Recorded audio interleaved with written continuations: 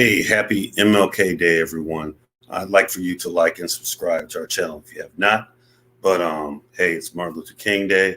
You know, it's a hard fought holiday. It did not become a national holiday until 1986, and it didn't get ratified in every state till around 2000. Now, MLK Day is not an African American holiday. What MLK Day is an American holiday because what MLK did, what Dr. King did, was finish the work that should have been finished in 1865 at the end of the Civil War. And that means bringing equal rights to African Americans. Now, of course, Dr. King had many people helping him, and there were many other people doing their own thing, from Adam Clayton Powell to Malcolm X. I'm sure many of you have seen on documentaries on all of these people and the contributions that they gave to the civil rights movement towards me and other African Americans getting equal rights. And I want to make it very clear, I'm saying equal rights and not special rights. These are equal rights that we should have had. And my generation, born in 1970, was the first generation of African Americans to really have equal rights on paper, at the very least. And we have been able to succeed. Our middle class has grown. We've been able to do a lot based on the things that Dr. King did. Yes, there's some work to be done still, but we have done a lot, and we owe this all to the work that our ancestors did. And of course, that would be including Dr. Martin Luther King. We're living lives that our parents and even our grandparents were unable to live as they lived under Jim Crow. And if they didn't live under Jim Crow in the South, they lived under the culture of Jim Crow in the North. Cities like Chicago and Baltimore, New York, and Los Angeles segregated Black people in projects. And on special sides of town, and race, the train tracks being the demarcation mark in many cases. So let's not act like that the man did not do a lot for American people in general, bringing equality to Black people. And honestly, people today, there's two problems I have. And like I said, whether you was 100% Dr. King or you followed Malcolm X more, that's really not consequential to the point of what we're talking about here. Today, there's two points that I want to point out that have been agitating me. All right. One of those is this whole Make America Great Again movement, and some of the radical right seem to be of the mindset to downgrade Dr. King, to degrade Dr. King. You have Charlie Kirk, Matt Walsh, all throughout social media. You're seeing white conservative guys calling themselves conservative, radical right guys, I would call them, people tied to the Make America Great Again train that are, downing Dr. King. What they expect to benefit from this, I don't know. Maybe I don't know. It makes no sense if, especially for conservatives out there. And I'm not talking about simply Republicans. I'm talking about conservatives, people who believe conservative principles are able to help the African American community. It makes it hard for conservatives to have conversations when you have goofies on the radical right saying these ridiculous things. And also, though, the left is not innocent, because there's what I call woke appropriation of Dr. King. This is with people with their new ideas of how to fight racism or the problems that they feel exist still in American society regarding race, want to appropriate Dr. King as if he shared the same ideologies that they forward today. And I would say that's also a fiction. That's not true. But we'll talk about both of those. First thing, as a conservative, I'm going to clean the own house first. Let's talk about the conservatives. Charlie Kirk did a video today. He found some random African American author to disparage Dr. King in many ways. Charlie Kirk starts off. He says, "Who was MLK? A myth has been created and it has grown totally out of control. While he was alive, most people disliked him. Yet today, he's the most honored, worshipped, even deified person of the 20th century. Today, we're going to tell the truth and explain how this myth was born. Happy Monday." Okay. Well, first of all, he couldn't even have the respect to say Happy MLK Day. Secondly, he's over here talking about, that the myth has grown totally out of control. I don't know exactly how that is true. It's not, even if we just limited to the factual things that Dr. King did, come on, that stuff is more than worthy of discussion, more than worthy of a person being honored in our country. So, we need to get off that, but that's Charlie Kirk for you. I'm embarrassed that he's in any way attached to the right and to conservatism. But everybody gets their nuts. The left has them, the right has them, white people have them, black people have them. Is what it is. You can't paint everybody with a broad brush because you have idiots on different sides of the equation. Speaking of idiots, we have Mr. Matt Walsh here and his thoughts. He goes, a lot of people are upset about the criticism of MLK Jr. today, but these floodgates were open a long time ago. Our historical heroes have been torn down. We've been told to focus on their sins and shortcomings. Columbus has been labeled a genocidal killer. Jefferson was nothing but a slaveholder, etc. If this were the standard, then we have to talk about the fact that MLK was a communist, which is not a fact. A plagiarist, I don't know.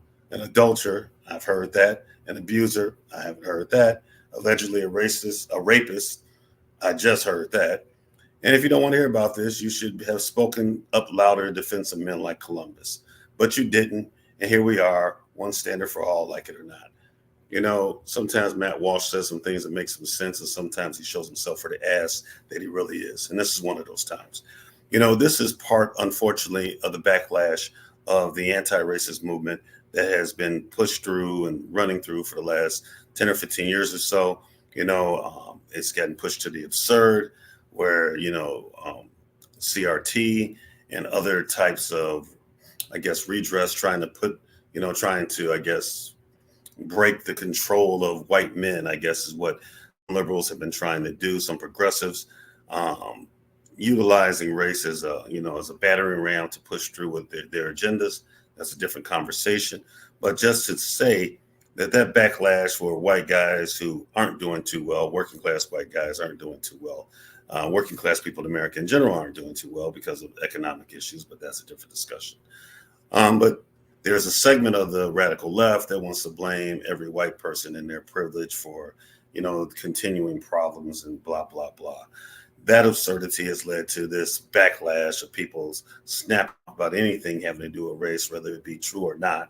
And then to the point of an idiot like Walsh coming with what he had to say about Dr. King. And let's be clear. He puts in Columbus there. Look, Columbus, discovered, or I should say, found his way to the Western world, opened the door for European travel, European exploration of the Western Hemisphere. Hate it or love it, this is factual. This is what has happened. I know that there's a narrative that, that it was all peace, love, and head grease over here in the Americas before Europeans came here. That's not necessarily true if you know your Atlantic history or your history of the Americas. There were different Amerindian groups here. Some ruled with a pretty iron hand. The Aztecs were pretty rough.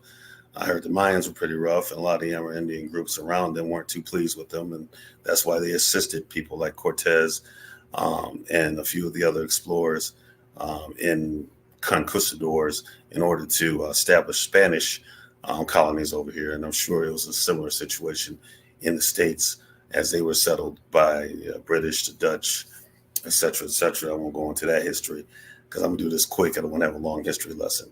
But anyway, I think it's kind of disingenuous to compare someone like Columbus to Dr. King. Columbus, like I said, we can be appreciative of the fact that we're here. Some people aren't appreciative of the fact, however you feel about it, but the reality is we're here because of that cruise he took and in landing in, I think he landed somewhere in the Caribbean, and that kind of opened the floodgates. Now, Christopher Columbus was a rapist, and he did commit genocide without question. The Taino, I believe is how you pronounce the name of the group of Indians that were in Puerto Rico, Cuba, and Jamaica. And I think even in the Dominican Republic and Haiti, that group of Native Americans or Amerindians, and they were very friendly.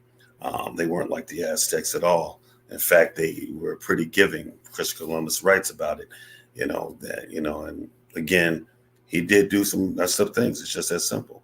And, we can go back and forth. I mean, that was at the basically end of the Renaissance. The Enlightenment hadn't happened yet. The world was a different place. There were different rules in place for sailors.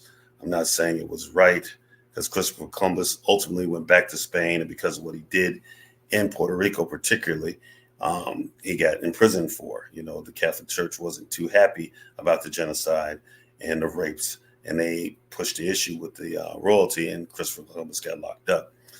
But that being said, we get to Thomas Jefferson. We know Thomas Jefferson had his wife's sister, half black, who was the daughter of slave-owning father-in-law of Thomas Jefferson. And Thomas Jefferson had an affair with the woman and had children with the woman. And throughout history, this claim was denied until DNA testing happened and proved the point. Thomas Jefferson's statue was removed from the New York City Council. I believe their foyer or chamber, because of this. We want to reduce this man to an adulterer and to a rapist. If you look at it, that a slave did not have agency to consent, things like that. So again, not saying Thomas Jefferson didn't do that. I know he did. I believe he did. But I also know that, this is one of the founding fathers of the United States. So we cannot just simply reduce him to that. And especially, again, I'm not excusing the time he was in. I'm just saying that was the time that he was in. And that's a whole different discussion. I'll talk about that later. Back to Dr. King. First of all, you have people saying that Dr. King was some type of a communist. In MLK's 1958 memoir, he rejected communism's central tenets, but he was sympathetic to Marx's critique of capitalism, stating the gulf between wealth and abject poverty was morally wrong. Now, that's a position that you may disagree with, but that is not someone who is a communist. All right. They like to throw that thing around. And honestly speaking, I'm going to tell you this much. If we're talking during the 1950s, 1960s, there were some African-American leaders who were communists, who subscribed to socialism. But you have to look at it this way. At that particular time, I wouldn't be surprised about Black people rejecting anything American. And the Soviets had a nice little propaganda campaign going, saying where they don't see race. This was attracted to some African-American leaders at the time.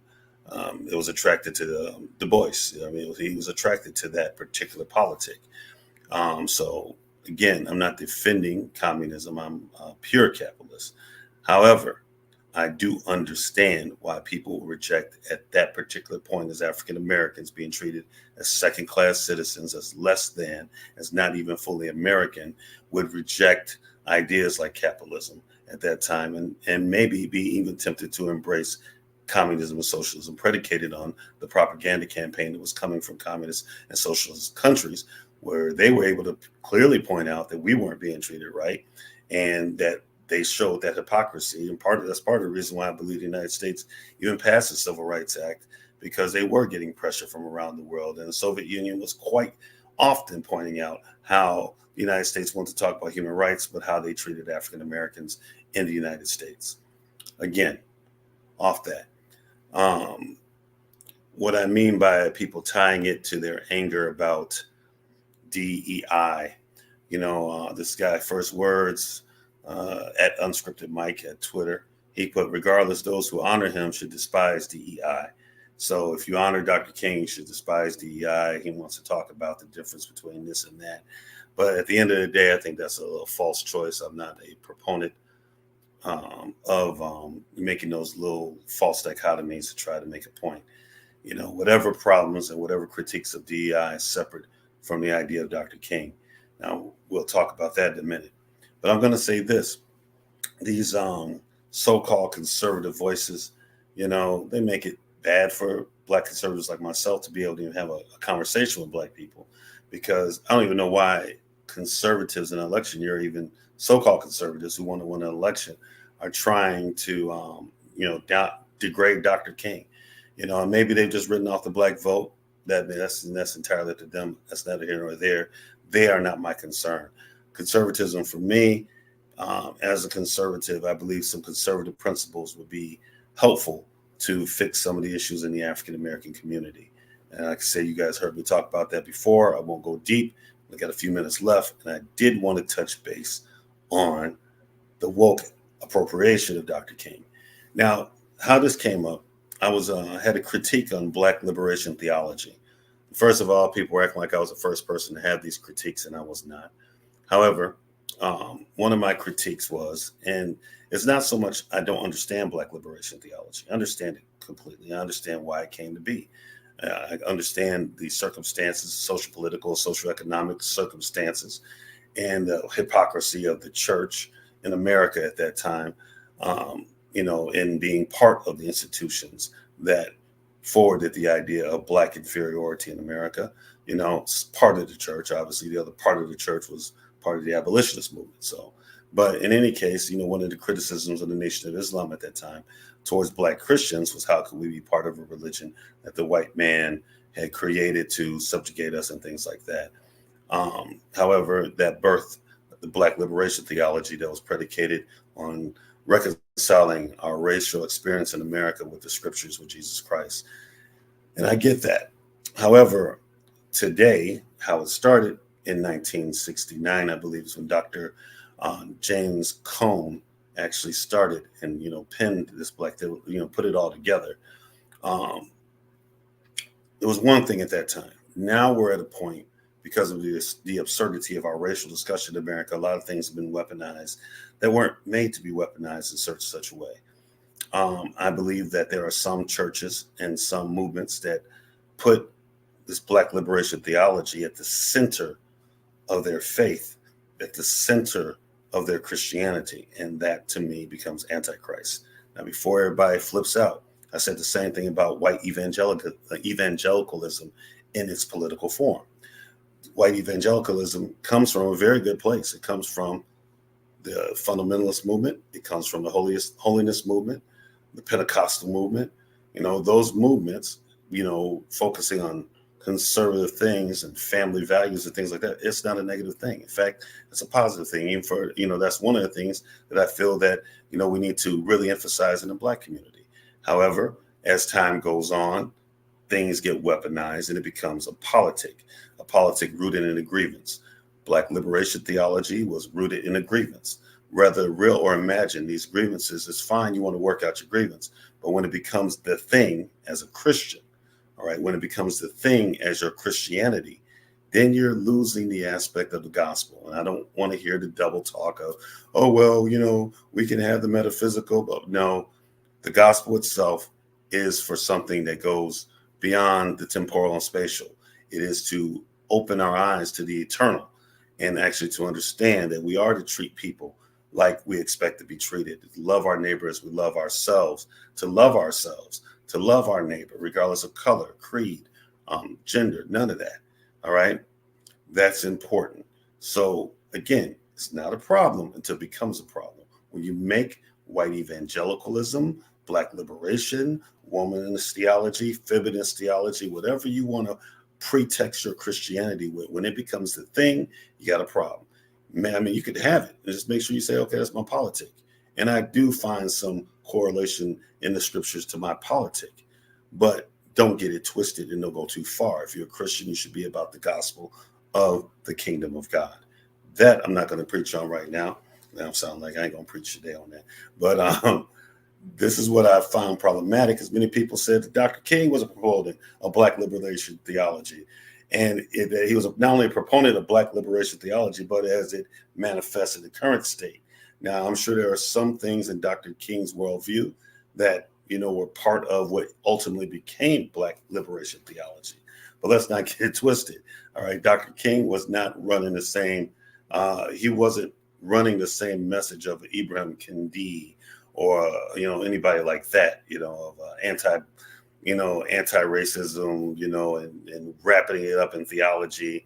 There's a few people that are pushing that line now and taking it to the absurd because people don't really understand how to keep things foundational to really move forward with things.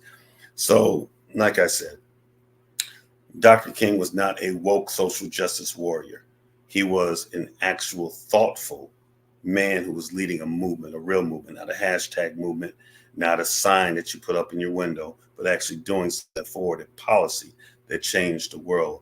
And many people around the world fighting for their freedoms use Dr. King as a template in doing so. So that being said, was he a flawed human being? Absolutely. Definitely wasn't a communist.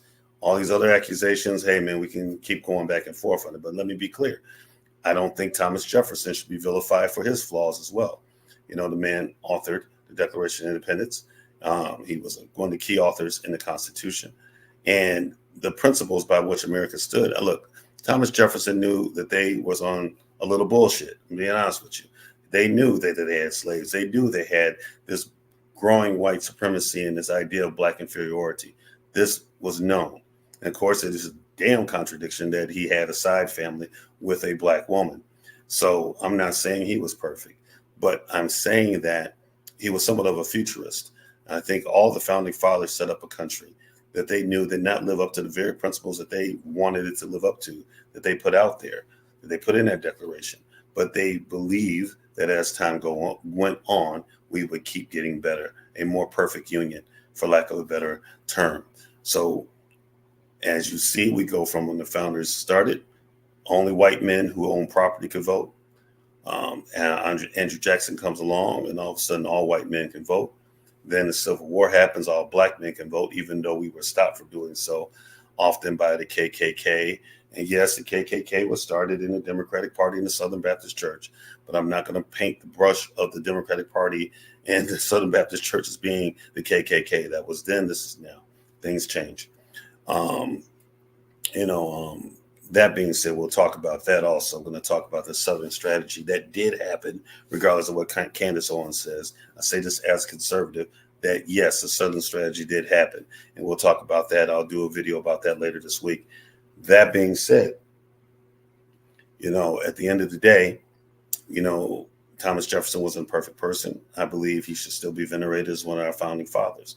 Christopher Columbus, we could debate that one because honestly, he did some dastardly stuff, and it wasn't really part of the United States. That's the whole Western world. I don't know if they celebrate Christopher Columbus Day all throughout South and Central America. I have to do some research to find out. I don't know, but I do know why people would be kind of pissed that we celebrate the day. I understand the Italians, many Italians, celebrate that as a source of pride. So again, that's a conversation I'll have at a different time. We'll all talk about that. But I'm going to stand on Thomas Jefferson. And I'm going to say this to the New York City Council, who removed Thomas Jefferson's statue from the rotunda, whatever they have there. Let me say this. That's that woke leftist virtue signaling that I don't like. You removing that statue, did they get any more African Americans jobs in New York? Did that do anything for housing problems for black people in New York? Did it do anything for any other systematic issues in New York? In fact, I'm about to look up the black unemployment rate in the city of New York. All right.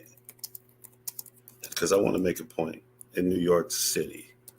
All right. So I'm looking it up right now. Showing that black workers in NYC are unemployed at 12.2%, which is 9 times the white unemployment level. So far wider gap than elsewhere in the United States is what this story is saying in the city NYC News. All right. So I'm sure that 12.2 was in the New York Times too. So we're going to go with that. All right.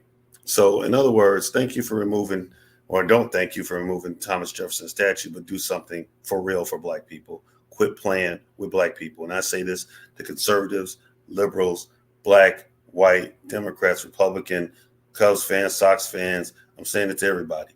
If this is what you want, I'm not with you. All right. You need to be on some real actionable policy that's going to change things. And honestly speaking, we need to be on actionable policy that's going to change things for working class Americans in general, because that kind of helps everybody out. All right. That being said, I'm going to leave this one alone. Done talking. I'm sure y'all like, okay, he's gone past the 20-minute mark. So I'm going to go ahead and close this out. You guys have a nice week. Again, I'll be on probably, I believe, Wednesday night. I'll be on about, and I'm going to go ahead and do the show and talk about, I guess I'll talk about, policy for black people, what we need to do to try to push things forward. And I'm going to have a longer discussion. I'll do a different show about black liberation theology and things like that. Just go ahead. You guys send me a lot of email ideas. I appreciate it. So looking forward to talking to you again. Please like and subscribe if you haven't. And with that, peace.